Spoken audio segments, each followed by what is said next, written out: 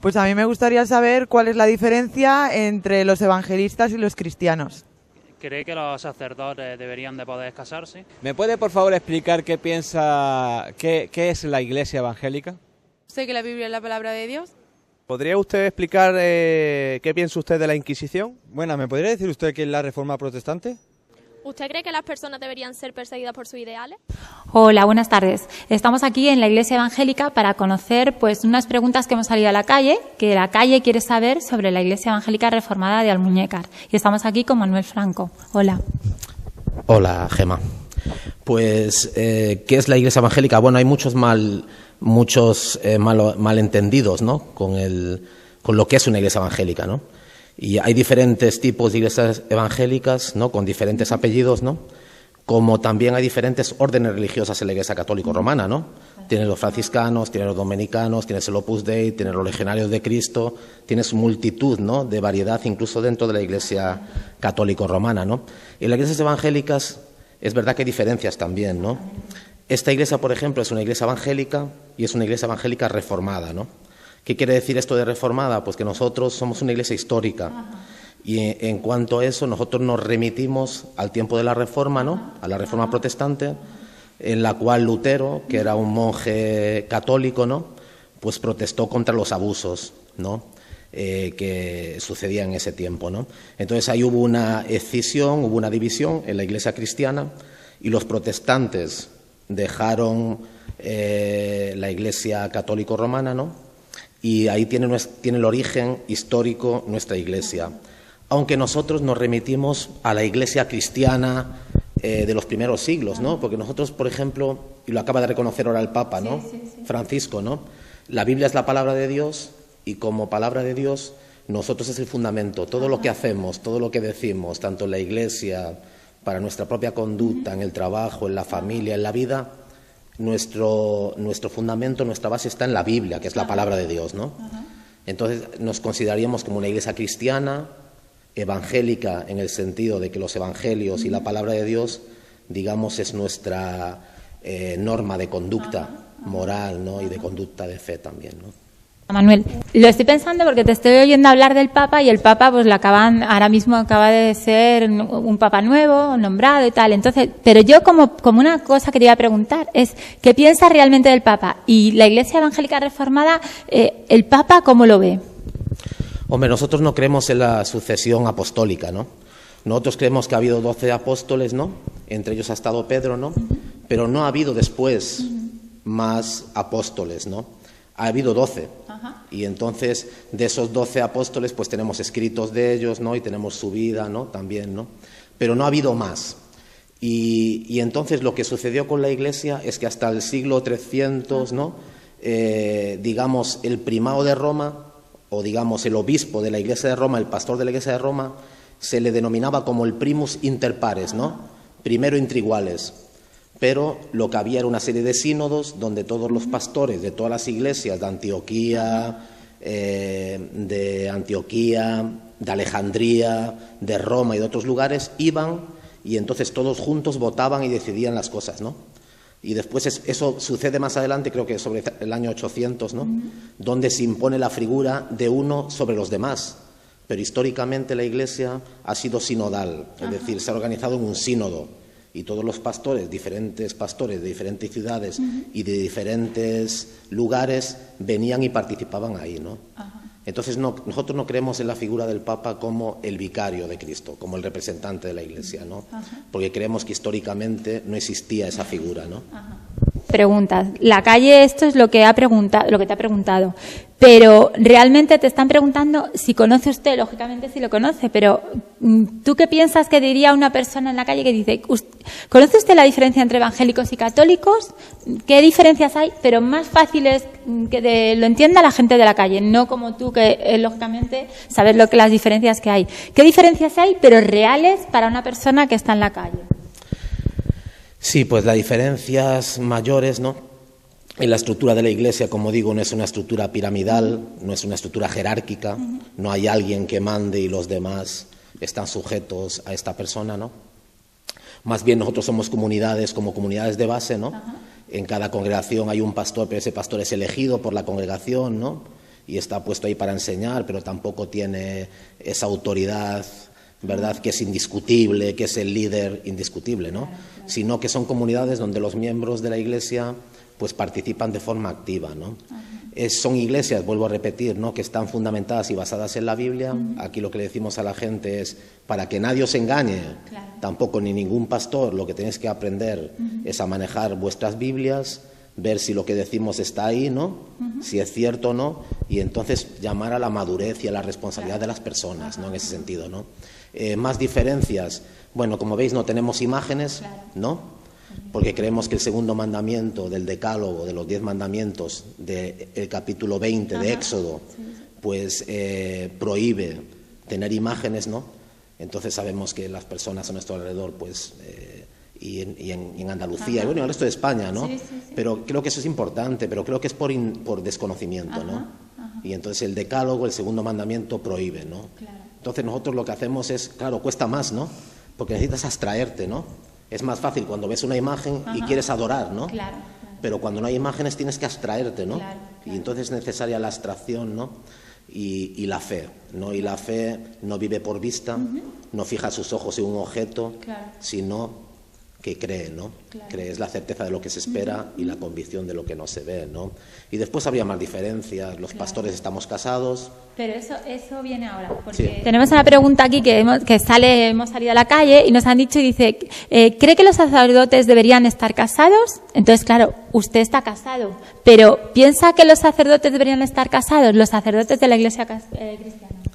Sí, hace unos días recibí una revista que me enviaron, ¿no? Había una entrevista con un sacerdote, ¿no? Joven, ¿no? Y le hacían esta pregunta, decía, ¿usted cree que los sacerdotes deberían estar casados? Y él dijo, bueno, de esto hay diferentes voces dentro de la Iglesia, no todo el mundo está de acuerdo, ¿no? Pero yo personalmente estoy casado con mi parroquia, ¿no? Pero yo creo que, bueno, quien diga eso, pues es lícito, es digno, es decir, quien no esté llamado a formar una familia, pues es respetable, ¿no? Pero creo que para el pastor de una iglesia es importante estar casado y conocer por propia experiencia lo que es la familia, lo que son muchas situaciones, ¿no? Es verdad que la Escritura misma provee de la enseñanza, ¿no? Y de la guía para una familia, y no necesariamente para enseñar eso tienes que estar casado, pero mucho mejor si estás casado. Y también uno evita ciertas tentaciones y ciertas cuestiones cuando está casado, que está más expuesto cuando uno es célibe, ¿no? O está soltero, ¿no?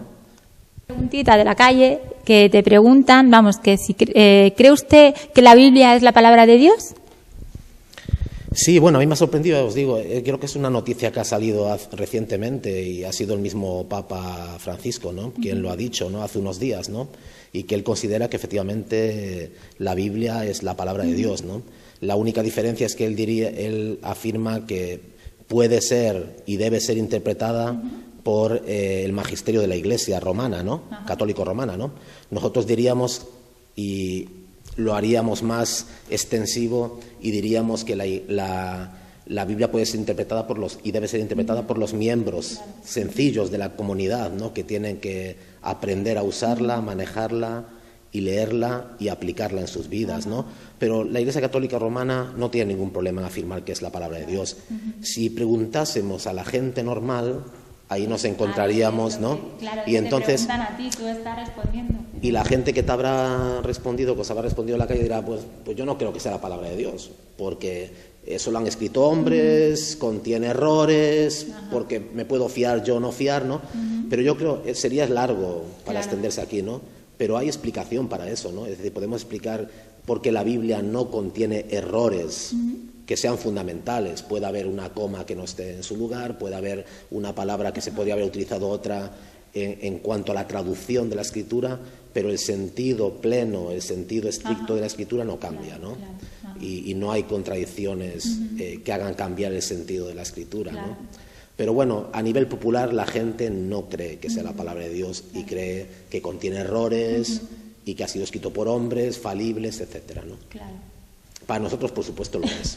Otra de las preguntas, Manuel, es que dice si sabe usted lo que es la Reforma Protestante. Usted, claro que lo sabe, pero la gente de la calle, ¿qué sería lo que es la Reforma Protestante?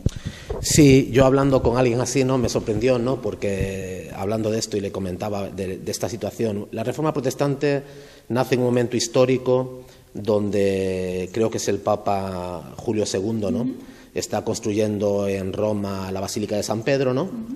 Y entonces para construir esa Basílica de San Pedro y en este espíritu mega que tenía el Papa, ¿no? De tener un gran edificio y ostentoso, ¿no? Lo que carga es a los alemanes, ¿no? Y a ciertas naciones europeas, ciertos pueblos europeos con muchos impuestos, ¿no? Con la venta de indulgencias para poder financiar la construcción de la Basílica de San Pedro. Que si uno va al Vaticano es maravilloso, ¿no? Uno va al Vaticano, paga su entrada, entra en la Basílica y se queda maravillado, ¿no? Esa Basílica fue en parte la que promovió la división del cristianismo en Europa, ¿no? Y este afán de tener estos grandes monumentos en Roma, ¿no? La cuestión es que cargando a muchas personas y gente muy humilde, ¿no? Con las indulgencias, ¿qué decían las indulgencias? Las indulgencias decían que si tú dabas un cierto dinero podrías salvarte de la condenación del infierno, ¿no? Claro. Y entonces pagando un dinero, pues tú escapabas del infierno, ¿no? Y entonces la gente en aquel tiempo, que mucha gente era ignorante, gente del pueblo, campesinos, también gente que tenía dinero, ¿no? Pues claro, por el temor a ¿no? Al infierno y a condenarse por la eternidad, entonces pagaban y compraban estas indulgencias, ¿no? Eso se ve muy bien en la película de Lutero, la última película de Lutero. Preguntamos también en la calle si ha visto usted la película de Lutero. Sí, bueno, y yo creo que es una película que es muy importante para ponerse, ¿no? En el tiempo y las circunstancias históricas, sociales, políticas de aquel tiempo, ¿no? Y yo preguntándole a alguien, ¿usted sabe quién es Lutero? Y ellos me decían, claro, Martin Luther King, ¿no? Bueno, este es otro Lutero, ¿no? Y también a veces van a decir quién es el Luther. Claro, efectivamente, ¿no? Y Lutero era ese monje, ¿no? Que entonces, un hombre valiente, ¿no? Que él solo, pues se rebeló contra Carlos V, nuestro emperador, el emperador español, bueno, que era emperador, el último emperador del Imperio, Sacro Imperio Romano, ¿no? Y que tenía posesiones en Bélgica, Francia, Inglaterra, Alemania, Países Bajos, ¿no? Este Lutero se enfrentó contra él y contra la estructura del papado, ¿no? Fue valiente, ¿no? Por eso una cosa, la película de Lutero, ¿tú crees que puede influir a un católico en verla o no verla? ¿O puede ser también una película que puedan ver gente de otra religión? Hombre, yo creo que es una película histórica. Es como, a mí me encantan las películas históricas de todo tipo, ¿no? No tienen por qué ser películas. ¿No lleva connotaciones para que No, la película de Lutero, por ejemplo, esta última que han hecho, yo creo que además presenta al hombre no como un hombre con sus luces y sus sombras, como todos los hombres, ¿no? Nosotros no tenemos a Lutero ni a ningún otro reformador, lo tenemos en los altares. Era un hombre con luces y con sombras, ¿no? Y, por ejemplo, hay una parte de la película, ¿no? Que incluso a algunos de nosotros no les parece un poco demasiado realista, ¿no?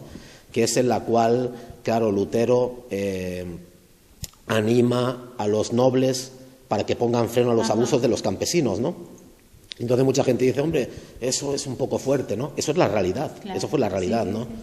Y es una película donde el Evangelio brilla y es un hombre que tiene una conversión, que es un hombre que realmente ama al Señor. Cuando está en el convento, él es el monje que más trabaja, más duro lo hace, las penitencias son las más duras, es decir, nadie puede cuestionar que aquel hombre era un...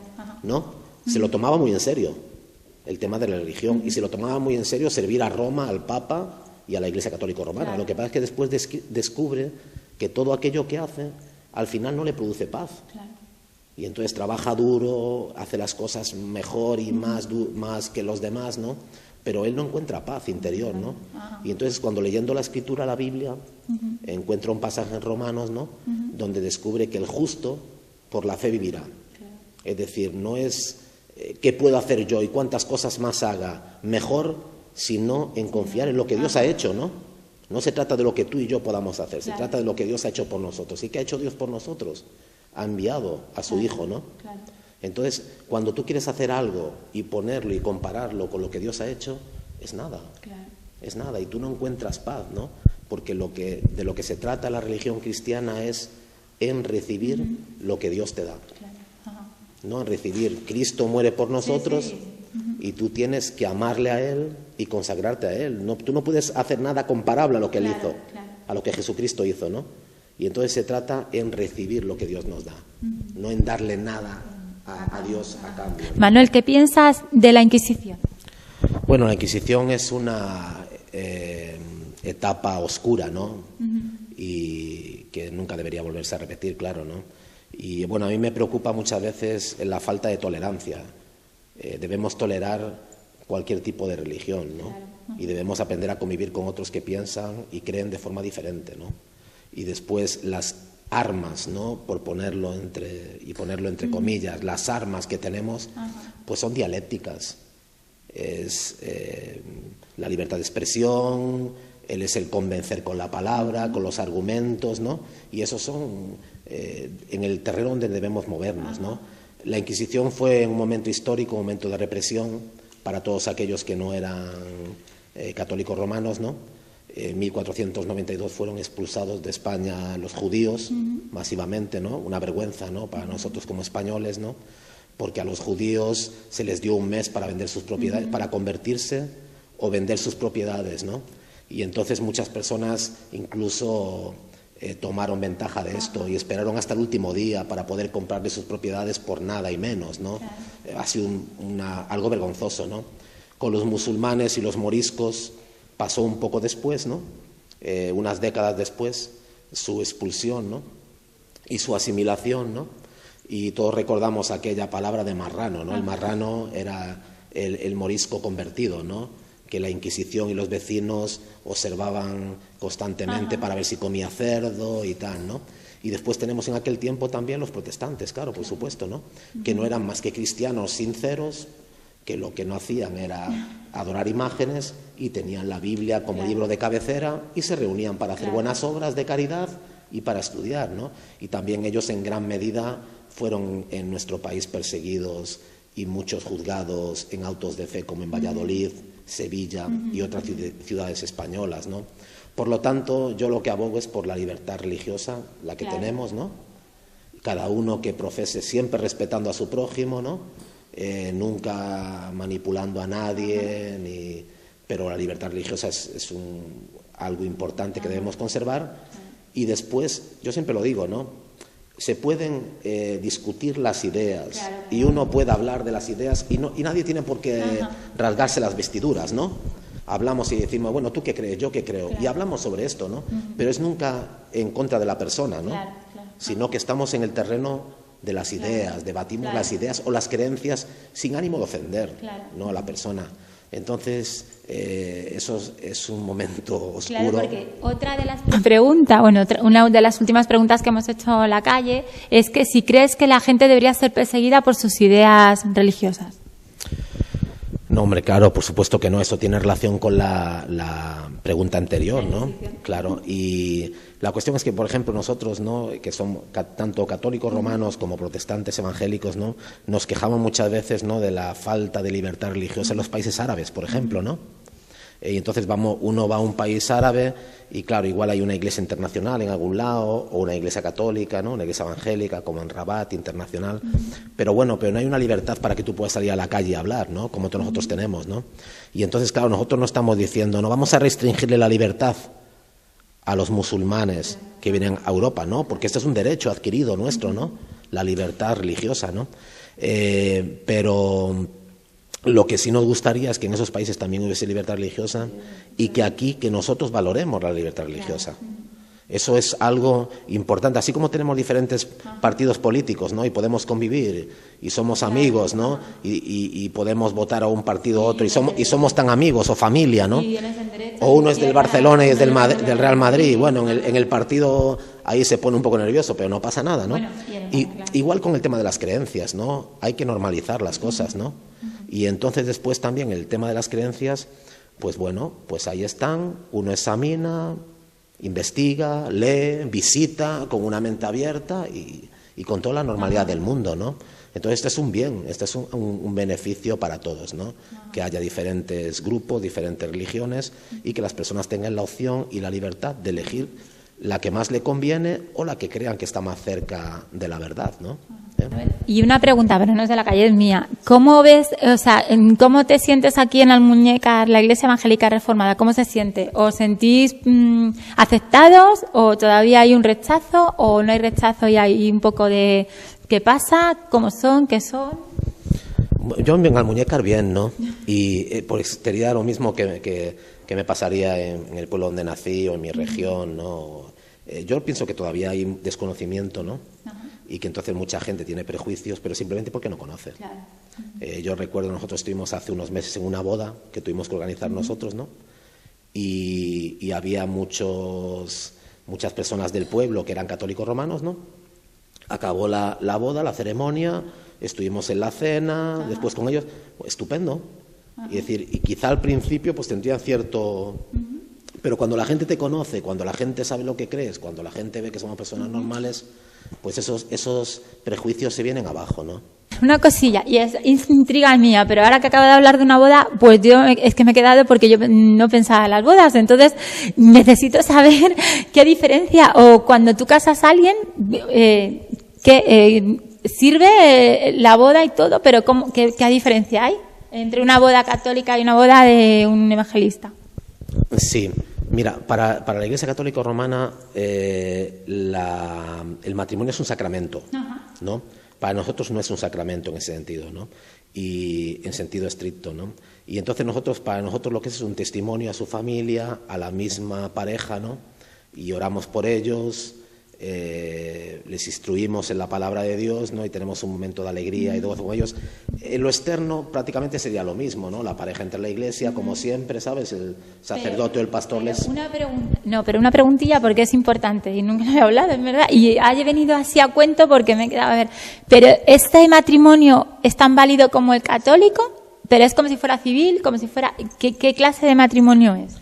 Sí, no es un matrimonio religioso. Por ejemplo, yo aquí ya he celebrado creo que tres o cuatro bodas y están registradas. Exacto, están registradas y como ceremonias religiosas que ha oficiado un pastor protestante y con todos los derechos de la ley. Es decir, yo firmo el mismo documento que el párroco pueda firmar, lo llevo al juzgado, lo registran. ¿Y en el juzgado, en el tema civil y todo, no hay problema? No hay ningún problema. No, hombre, sí, no hay ningún problema. No hay ningún problema. No hay ningún tipo de... O sea, igual que una civil también. Exacto. O sea, hay bodas, entonces yo no sabía. ¿Cada religión tiene hay bodas entonces? Sí, yo creo que no sé el resto de los grupos religiosos. En principio España, la Constitución española, eso es muy importante, ¿eh? La Constitución española, cuando habla de la libertad religiosa, reconoce, hay libertad religiosa y hay más grupos religiosos, ¿no? Pero reconoce 3 religiones, ¿no? Que son de notable arraigo. Así es como lo define la Constitución española, ¿no? Está el catolicismo romano, siempre ha estado aquí, lógicamente, ¿no?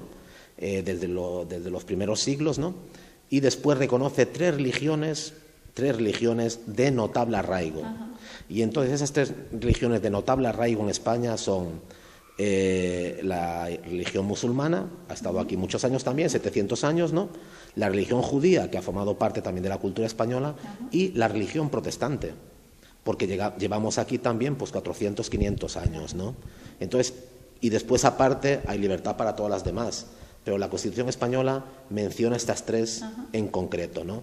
Y yo como pastor protestante, como pastor evangélico, tengo mi documento de identidad, puedo ir a una prisión, puedo ir a un centro hospitalario, fuera de hora, como los sacerdotes, tengo el derecho de guardar el derecho ¿sabes? Lo que te dicen en confesión. ¿Cómo es Manuel, ¿cómo es la confesión de un evangélico? O sea, ¿es igual que, porque no hay un confesionario ni nada, pero que es igual, ¿no? Sí, curiosamente en mi carnet no hay un párrafo de la ley donde dice que si alguien me confesase algo, ¿no? Alguien me comentase algo en confesión, yo me guardo el derecho de en un juicio poder decirlo o no, es decir, me salvaguarda de esto, ¿no? Pero nosotros no practicamos la confesión nosotros lo que animamos a las personas es que se confiesen privadamente delante de Dios. Yo no tengo ningún interés si alguien quiere comentarme y y orar juntos, ¿no? Y esto, ¿no? Yo no tengo ningún problema, ¿no? No, yo es que no puedo darle la solución, es que es algo muy sencillo, muy importante, ¿no? Cuando un sacerdote le da la solución y dice, yo te absuelvo en el nombre del Padre, del Hijo y del Espíritu Santo, yo no puedo absolverle desde la Escritura. Yo soy un hombre pecador, falible como él, no tengo ese derecho a absolverle. Yo lo que puedo decirle es, si lo que has confesado delante de Dios, no a mí, delante de Dios, es sincero, con un corazón sincero, el Señor te perdona. Pero yo no tengo esa potestad, yo no me siento autorizado a mí mismo para darle la solución a esa persona. La Biblia y la palabra de Dios sí se la da. Entonces, no, en ese sentido, nosotros somos más prudentes, ¿no?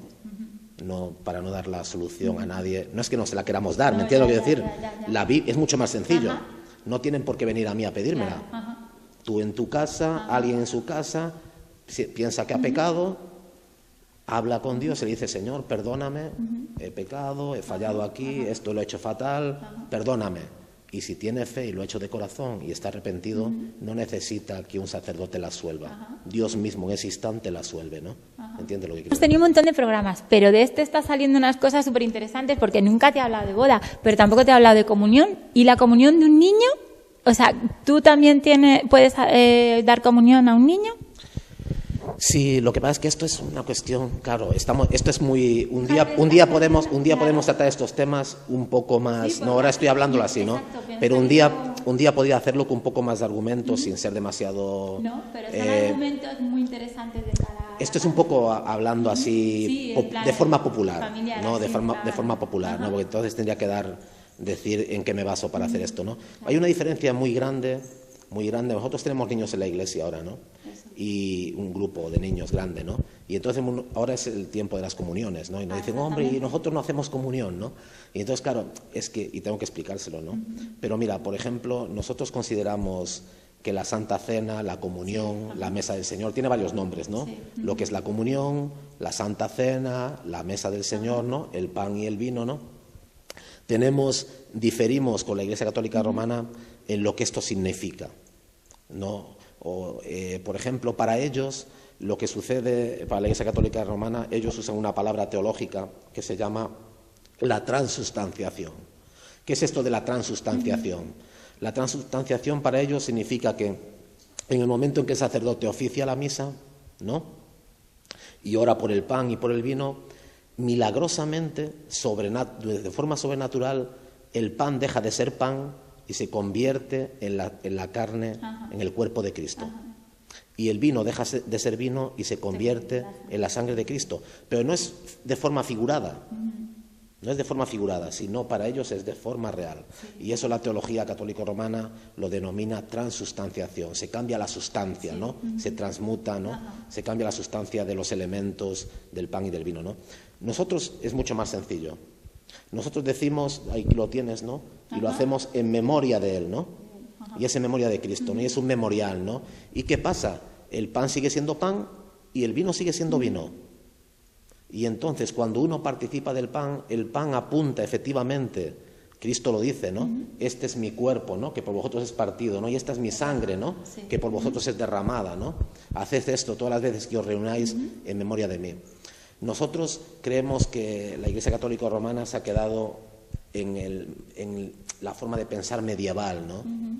Al pensar que el pan se transforma en cuerpo de Cristo, en carne de Cristo, y el vino se transforma en su sangre. Y nosotros lo entendemos de una forma simbólica, ¿no?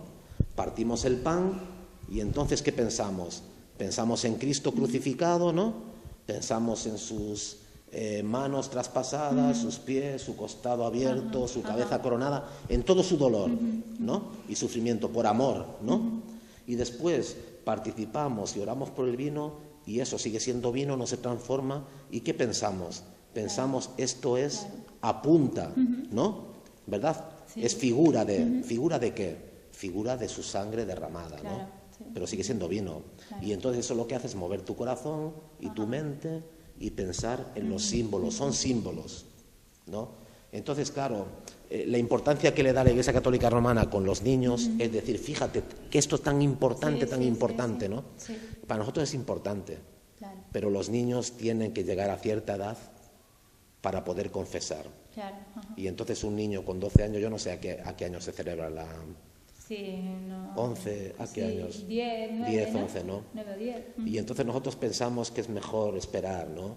Y entonces llegará un momento... Claro, porque la comunión ahora de los niños están muy entusiasmados, pero realmente es el padre el que le hace hacer la comunión, claro. ¿es verdad? Y El bautizo te bautizan porque tu padre quiere. Claro. Pero Y entonces esperar un tiempo, ¿no? Y entonces el día que el niño dice, mira, yo de verdad esto es no solamente porque mis padres me traían, no solamente por lo que me enseñaron que estaba muy bonito, sino que esto yo de verdad yo lo creo.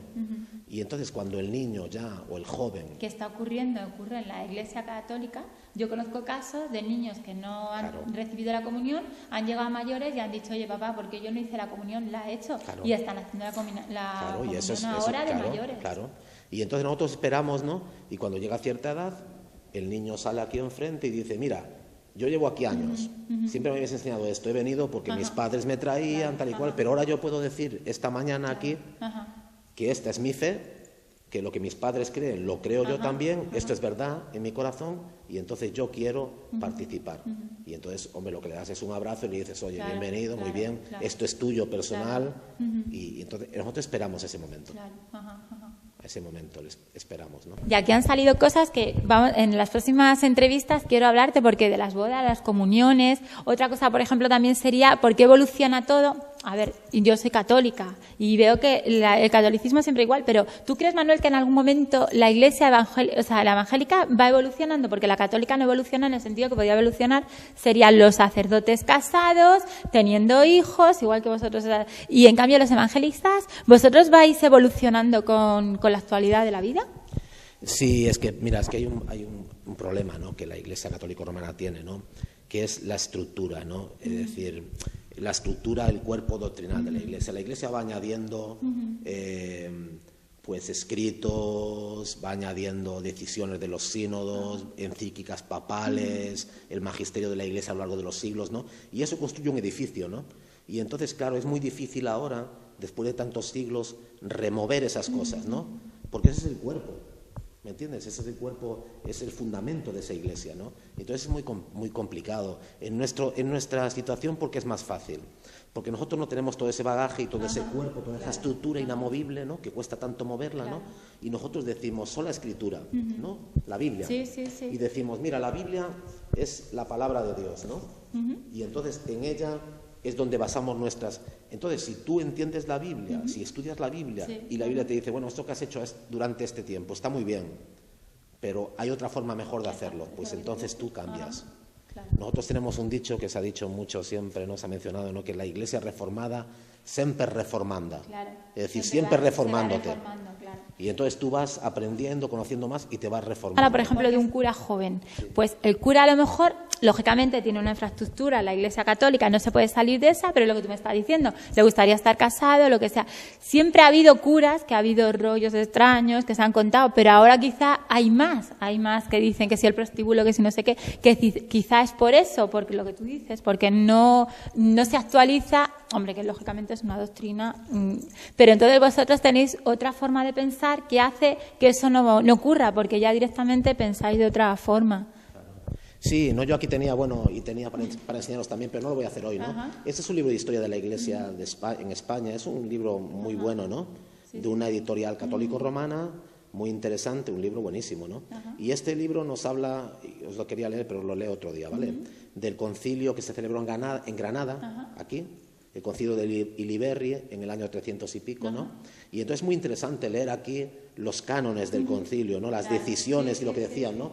Y entonces hablaban sobre esto, sobre el tema del matrimonio, sobre varios temas de la Iglesia. Y entonces cuando tú lees esto dices tú, claro, en el año 300 la Iglesia en Granada se parecía más a una iglesia evangélica que a la iglesia actual católico-romana, ¿no? Y aquí están esos documentos, son documentos de la iglesia, ¿no? Y entonces, claro, la cuestión es lo que te comentaba antes, claro, el año 300 la iglesia era de cierta forma, pero es que pasan los años y se van añadiendo capas, documentos, reflexiones teológicas, encíclicas, decisiones, etcétera, ¿no? Todos los padres de la iglesia, y eso pesa mucho. Y entonces ahora un sacerdote puede decirte, no, si yo lo que creo, honestamente, en privado, y decirte, yo creo que los sacerdotes debían casarse.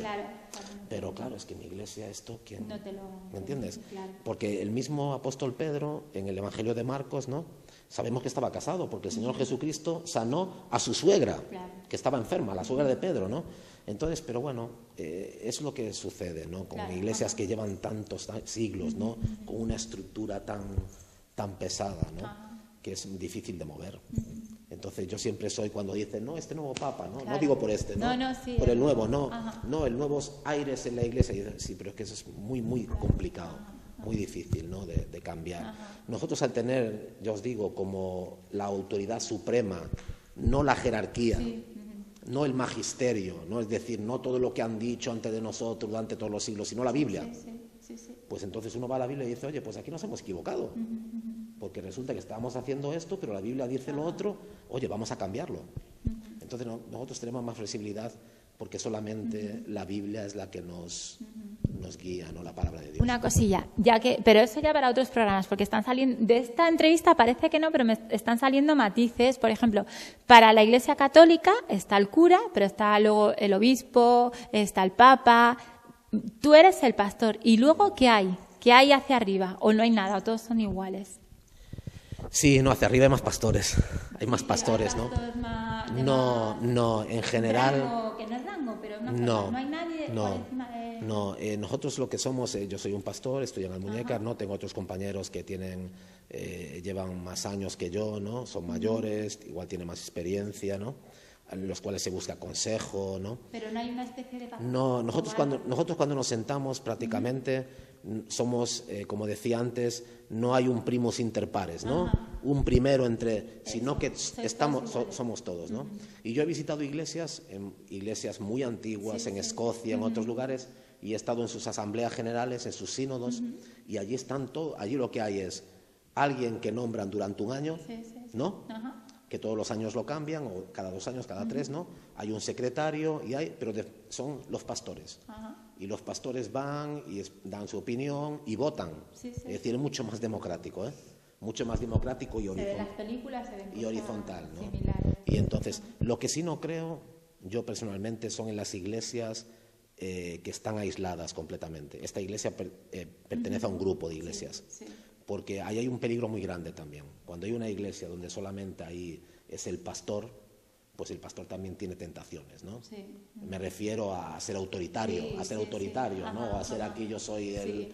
¿no? Sí, que regís por unas normas dentro de... O sea, a ti detrás de ti hay una persona que está viendo cómo estás... Yo, por ejemplo... Tú estás como eres una persona contratada por alguien para que lleves... O sea, no contratada, pero que hay una persona suprema que está observando si tú eres un pastor. No suprema, no, pero hay cuerpo, digamos. No, mira, yo pertenezco a un grupo de iglesias donde si mañana yo por alguna razón estuviese haciendo algo incorrecto, mis otros compañeros pastores vendrían y me dirían, Manolo, oye, no estás haciendo eso correcto. ¿Se te puede despedir o no? Sí, por supuesto.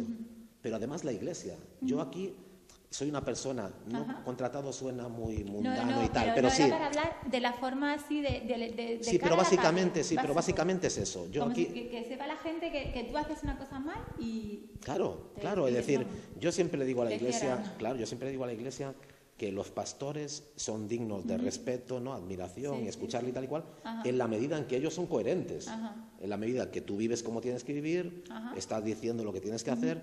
Cuando eso no es así, la iglesia tiene que llamar a otros pastores para que intervengan. O si no, las organizaciones que te apoyan, por ejemplo, yo tengo una organización que me apoya de Inglaterra y de Holanda, que en ningún momento permitirían, si yo estuviese haciendo algo incorrecto, me dirían, Manuel, esto no es la forma, ¿no? Pero además la iglesia debería decírmelo, ¿no? Y eso es importante para salvaguardar a la iglesia de la posible tiranía de alguien y también para salvar al pastor de la posible tiranía de la iglesia, porque en nuestro contexto se puede ser, en la iglesia católica romana no, porque el sacerdote cierra la puerta y se acabó, y no hay forma, ¿no? Pero nosotros aquí sí, porque hay iglesias donde igual las congregaciones son difíciles y le complican la vida al pastor, ¿no? Entonces aquí el equilibrio está en no estar solo, estar vinculado y estar sometido humildemente los unos a los otros. Porque así como te cuento yo esto de mí, yo también me he visto en situaciones teniendo que ir a otra iglesia, ¿sabes? A hablar de algún asunto, ¿no? Entonces yo creo que es importante, proteja al pastor y proteja a la iglesia. nuestro sistema, ¿no? Pues nada, esto han sido preguntas que la gente se le ha hecho en la calle, que tú has contestado, pero es que de aquí han salido muchos matices, entonces en próximos programas queremos hablar pues de eso, del matrimonio, de la comunión de los niños.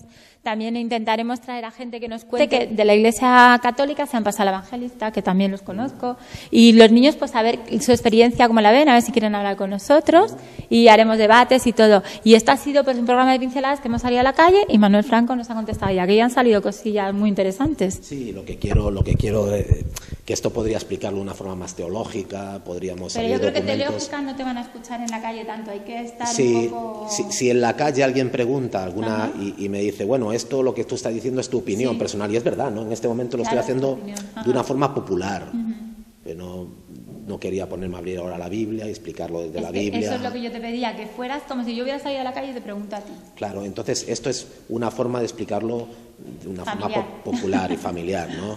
Para el que tenga más interés y quiera saber dónde yo me fundamento y me baso para decir lo que digo, pues yo no tengo ningún problema en abrir la escritura, en abrir algún libro de historia, en abrir un libro de teología y explicarlo con más detalle, ¿no? Es decir, que si alguien demanda esto, no hay ningún problema, lo hacemos, ¿eh? Claro, pero yo creo, Manuel, que tú, por lo que me habla la gente, además las cuñas que tienes en radio ahora mismo son como que gente que a lo mejor no es de la iglesia y eso, me han comentado, dice que te llaman la atención, que son dulces, que no te avasallan. Entonces, tú realmente, si nos empezaras a abrir la Biblia, a hablar ahí, que si tal párrafo, que no sé qué, según no sé qué en Mateo, Periquito, es que no. Mejor es familiar, así la gente sabe cómo es la Iglesia, desde dentro es real, porque lo otro es lo que a ti te impone la Iglesia. Pero Manuel Franco es una persona que está abierta a que todo el mundo, a pedirle ayuda, seas evangelista o no seas evangelista, Manuel Franco te va a escuchar y te va a dar un apoyo como realmente como una... Pues nada, pues... La palabra evangélico, ¿no? Sabes, ¿no? Y siempre se habla de la iglesia evangelista, ¿no? Pero yo creo que es más correcto decir evangélico, ¿no? Y en ese sentido, claro, yo podría explicarlo de otra forma. Lo que intentamos hacerlo es popular y con palabras sencillas, ¿no? Sin gran profundidad, explicar cuestiones así, ¿no? Preguntas, ¿no? Pero bueno, estamos a disposición del público, de las personas en la calle que tengan interés y las preguntas que ellos planteen, yo intentaré explicarlas. Pero es una oportunidad estupenda. Pues Manuel, nos despedimos de otro programa más de Pinceladas. Le vamos a dar un pequeñito para que le diga a la gente de Almuñécar, Motril, Salobreña o incluso gente de Madrid que venga, pues que te venga a visitar y que conozca la iglesia evangélica reformada de Almuñécar. Sí, para nosotros es un placer, ¿no? Que vengan personas a la iglesia, no implica nada, no les vamos a pedir nada, ni que firmen en ningún lado, ni que tengan que darnos a nosotros nada, ¿no? Yo creo que es algo muy interesante visitar la iglesia, ¿no? Escuchar, les va a sorprender, porque lo que predicamos aquí, lo que hablamos aquí, lo que comentamos, ¿no? Y hacemos a otros partícipes es el evangelio, ¿no? Y de verdad es una cosa muy bonita, ¿no? El ambiente nuestro aquí es un ambiente muy tranquilo, muy familiar, la gente sin problemas, ¿no? Y yo creo que es una experiencia interesante. Entonces estáis todos invitados, animaros, visitadnos y si os gusta, estupendo. Y si no os gusta, pues nos saludamos y ya está. Muy bien, pues muchas gracias. Pues gracias.